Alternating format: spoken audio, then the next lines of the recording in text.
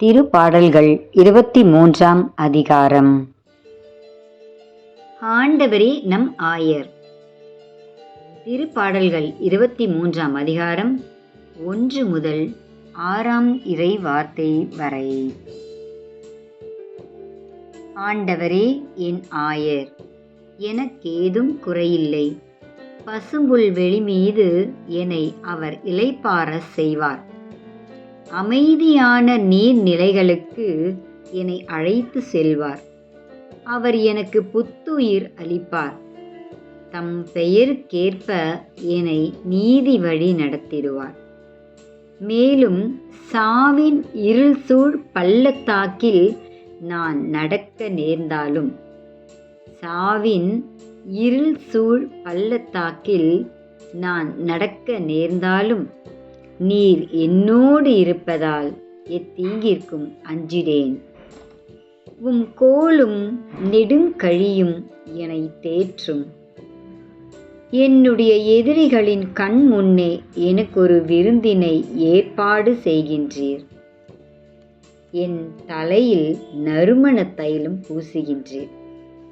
எனது பாத்திரம் நிரம்பி வழிகின்றது.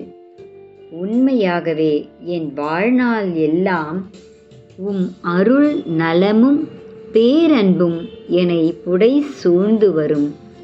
நானும் ஆண்டவரின் இல்லத்தில் நெடுநாள் வாழ்ந்திருப்பேன்.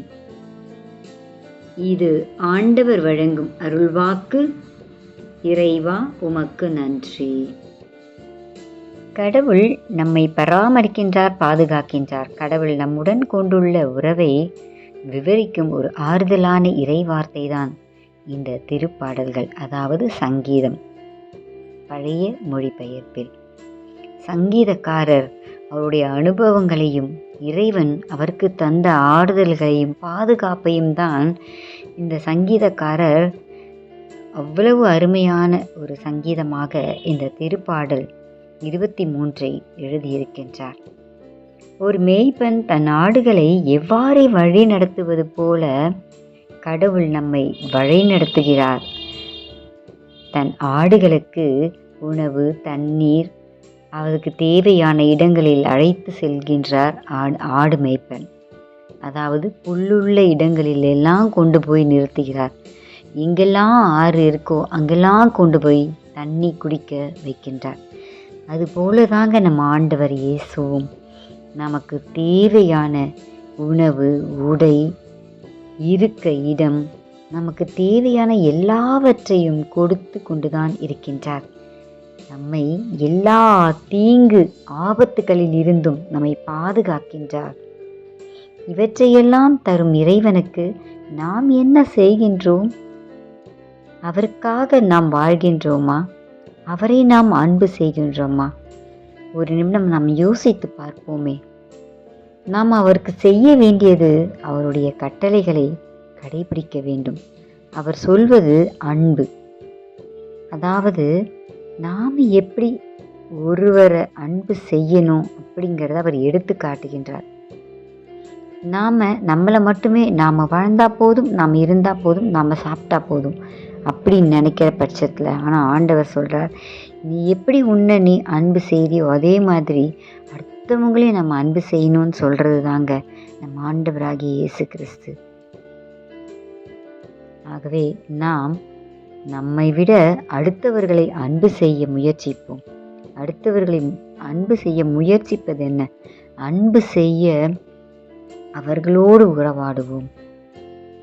ஆகவே ஆண்டவருடைய கட்டளைகளுக்கு கீழ்ப்படிந்து வாழ்வோம். நாம் அன்பு செய்ய வேண்டுமென்றால் நம் ஆண்டவர் நம்மோடு எப்பொழுதும் நம்மை அதிகமாகவே அவர் அன்பு செய்து கொண்டிருப்பார். நம்மை துன்ப பள்ளத்தாக்கில் இருந்தாலும், நாம் எத்தனை சாவின், அதாவது நோய் நொடிகளில் இருந்து, பயத்தில் இருந்து இருக்கும் அப்படிப்பட்ட பள்ளத்தாக்கில் நாம் வாழ்ந்து கொண்டிருந்தாலும், விழுந்திருந்தாலும் நம்மை தூக்கி அரவணைப்பவர் நம் ஆண்டவராகிய இயேசு கிறிஸ்து தான். ஆகவே அவரை விசுவசிப்பதோடு நம்ப வேண்டும். இயேசு மீது வைக்கும் நம்பிக்கை ஆழமானதாக இருக்க வேண்டும். அவரால் கூடாத காரியம் ஒன்றுமில்லை. எல்லாமே இயேசுவால் ஆகும். ஆமென். Praise the Lord. God bless you to all. Thanks for watching. Like, share, comment and subscribe please.